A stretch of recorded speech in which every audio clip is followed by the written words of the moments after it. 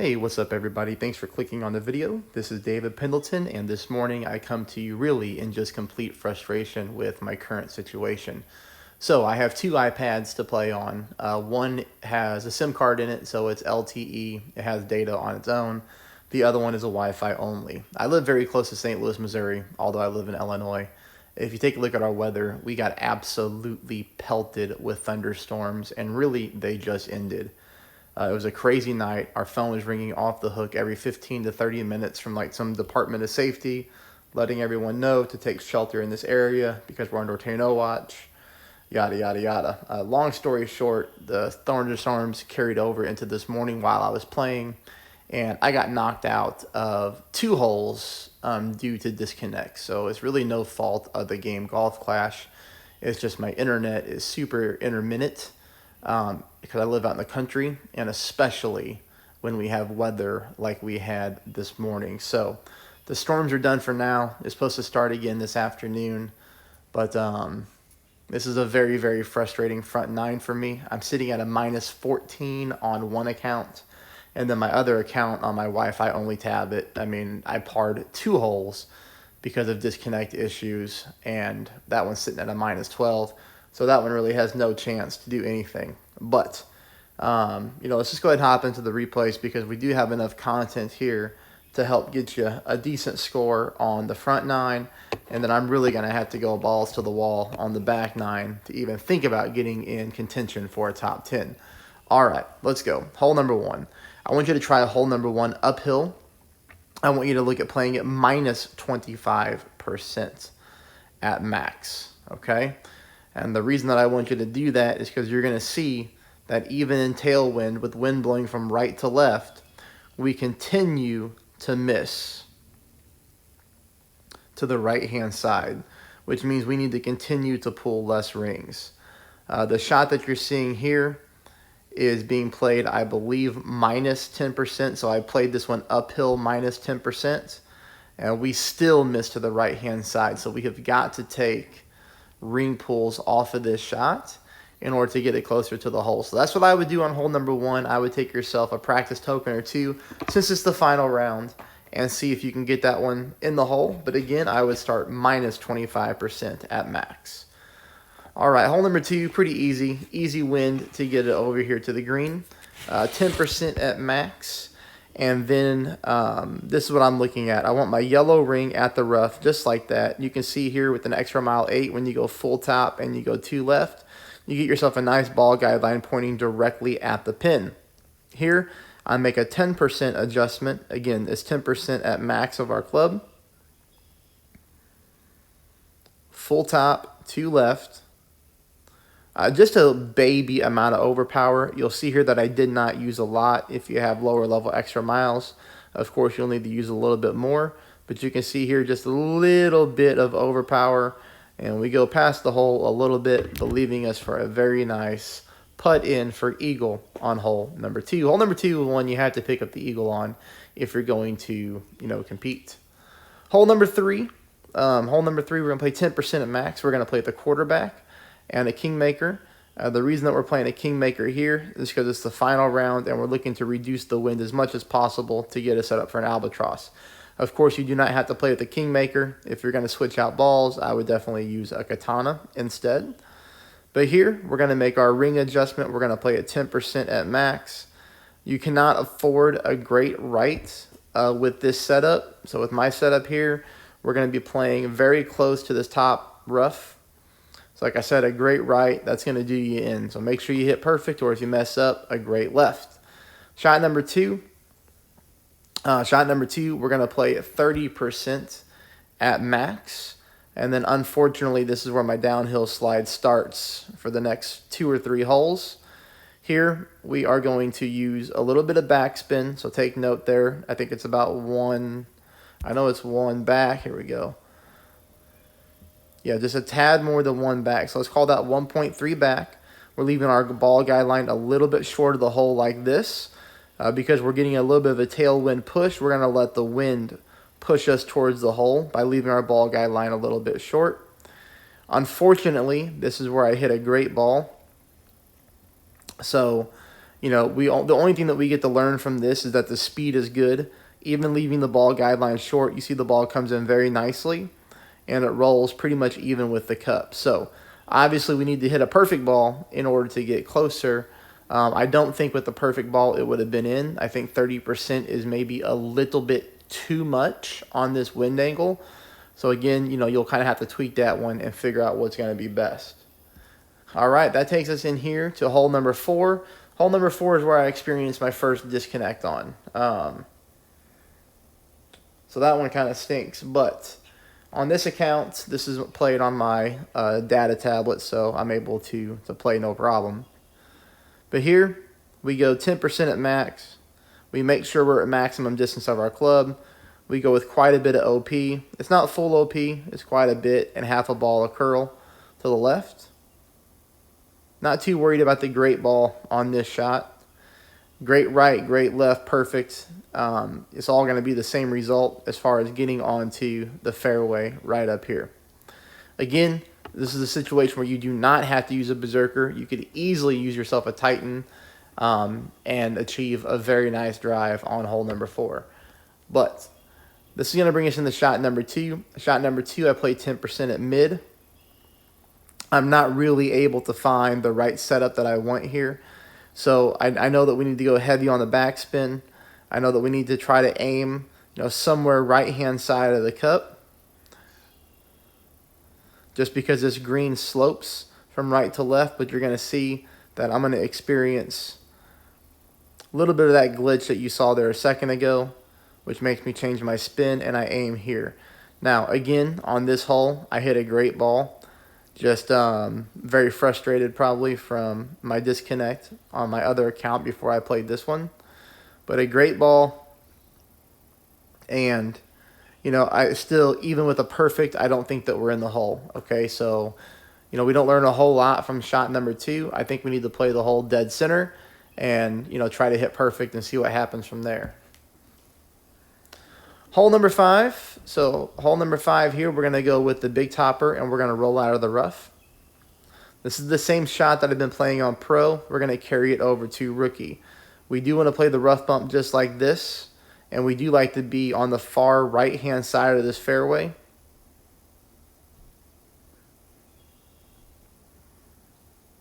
Here we make a 10% pull. We pull it at maximum distance.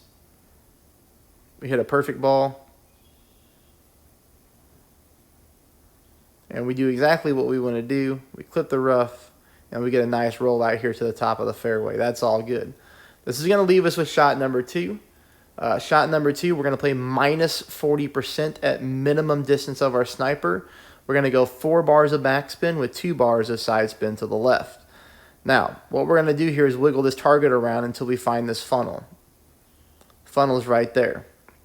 I'm aiming with my ball guideline at the bottom part of the pin.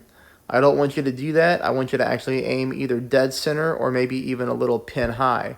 Again, this is frustration carrying over. I hit yet another great ball. Sometimes I just didn't play well. I think I let my emotions get to me. I got very, very angry on hole number 4. And then after this great ball, I actually took about a half-hour break and let the storms settle down until it completely stopped raining. But there, I want you to actually play it dead center of the pin, maybe even a little high, but still inside the cup. This one, if you've had a good holes 1, 2, 3, 4, okay, this one I would greatly suggest you take a practice ball to and make sure that you've got the angle on the second shot correct. And what I mean by that is to make sure do you need to aim dead center, do you need to aim high, or do you need to aim low? The only way you can figure that out is with a perfect ball, but absolutely you are not going to see a lot of people in rookie albatross this hole. So if you can get that second shot dialed in, you're going to be way ahead of the competition, especially if you've dropped hole number 2. And you've dropped, maybe you picked up an albatross or the hole-in-one on hole number 3. And then maybe some of you got hole number 4 as well. So if you're off to a hot start, absolutely, this is a great place to use your practice tokens at. Again, shot number 2 is going to be 4 back. It's going to be 2 left. You're going to find the funnel. With that spin adjustment from there, you just need to figure out where you need to aim at the pin, and you're going to be golden, all right? This is hole number 7. This is out of order. So let me find the correct order here. I apologize about this.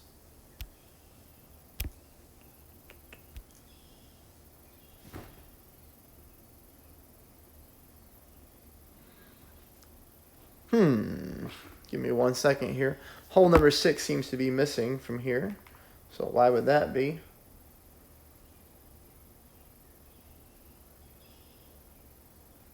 I can find it.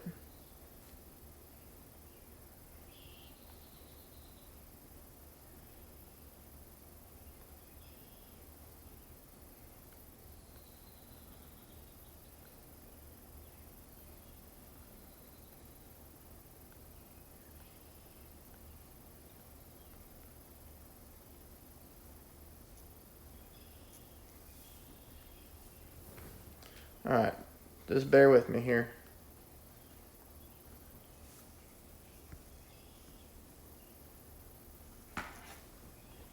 Okay, here's hole number 6. Hole number 6, we're going to try 30% at max. And you're going to notice the spin adjustment that I end up settling on here in just a second. This one's been a tough one on rookie. We found some luck on pro. Here we're going to go 4 back, 1 left. 4 back, 1 left. The shot that you're seeing me play is played 20% at max. But we do miss to the left-hand side, so I'd add 10 more percent of elevation and see if we can get very lucky to drop this one into the hole. I don't like this hole from the right side, but just to be perfectly honest, I wanted to play it from the left, but it was going to take more practice tokens to do it, and I'm down to like 2 or 3 practice tokens on both my rookie accounts. And at this point, I'm not going to be in to win. But we missed this one by 2 green squares to the left, so we need to add more elevation. But it does look like the 4 back spin and the 1 bar of left side spin is going to be pretty good as far as speed goes. Now we go into hole number 7. So hole number 7, we play 20% at max. I'm going to play with the quarterback. 3 top, 3 right.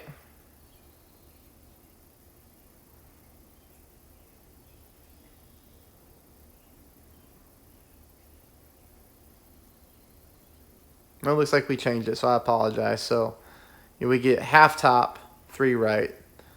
And this is what our ball guideline looks like.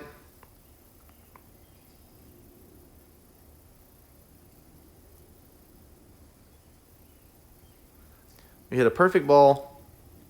We do come pretty close to getting this one in the hole, but we miss it at the bottom of the cup, as we normally do on hole number 7 here.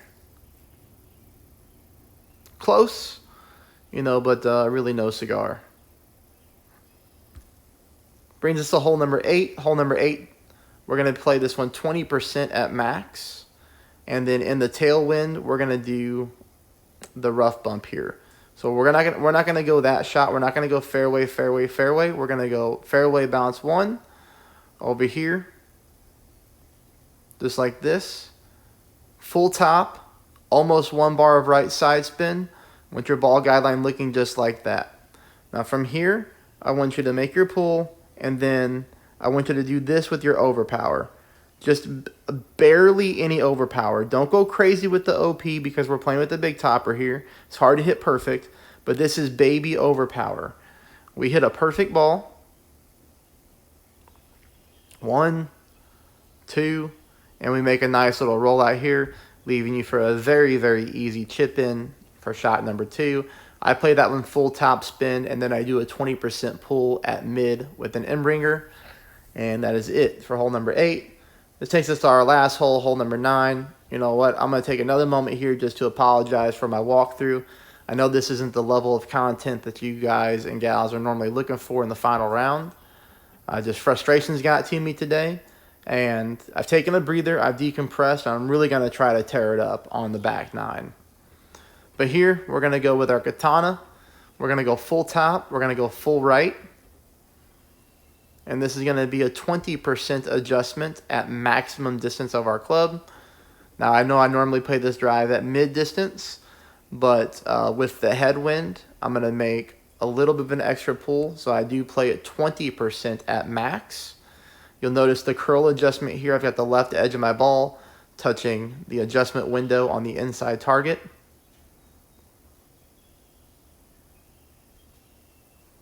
This is a pretty simple, straightforward drive. You do have a lot of fairway to work with. This will leave us with shot number 2. Shot number 2, we're very close to the albatross. In fact, we're so close, I think you're going to be able to pick it up because we got the landing position. That's all we got to focus on. Here, I'm going to mess around with my spin adjustments quite a bit until I find what I'm looking for. But I do believe that 1 top and 2.5 right is where we want to sit. 1 top, 2.5 right. And then I'm going to stop here for just a moment. Right there. I want you to take note of exactly where we're aiming.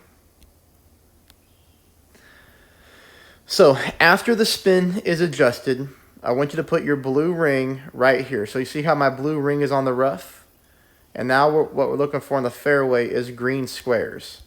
I want you to take note where my ball guide line is.